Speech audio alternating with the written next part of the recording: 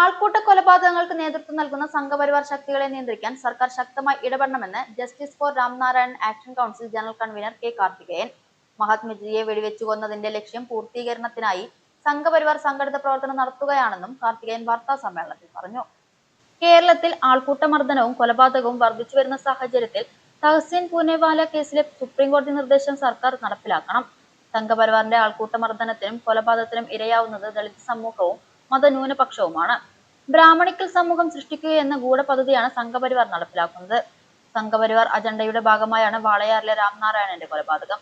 രാംനാരായണന്റെ കൊലപാതകത്തിന് ശേഷം കുടുംബത്തിന് സർക്കാർ നൽകിയ വാഗ്ദാനം ഇനിയും പാലിക്കപ്പെട്ടിട്ടില്ല. നവഫാസിസം പുതിയ മുഖങ്ങളിൽ സജീവമാവുന്നതിനെതിരെ മഹാത്മജിയുടെ രക്തസാക്ഷി ദിനത്തിൽ ആക്ഷൻ കൗൺസിലിന്റെ നേതൃത്വത്തിൽ പാലക്കാട് പ്രതിരോധ സംഗമം സംഘടിപ്പിക്കുമെന്നും സംഗമം ഗ്രോവ് വാസു ഉദ്ഘാടനം ചെയ്യുമെന്നും കാർത്തികേയൻ പറഞ്ഞു. ആക്ഷൻ കൗൺസിൽ ഭാരവാഹികളും മനുഷ്യാവകാശ പ്രവർത്തകരുമായ വിളയോട് ശിവൻകുട്ടി, എം സുലൈമാൻ, സക്കീർ ഹുസൈൻ എന്നിവരും വാർത്താ സമ്മേളനത്തിൽ പങ്കെടുത്തു.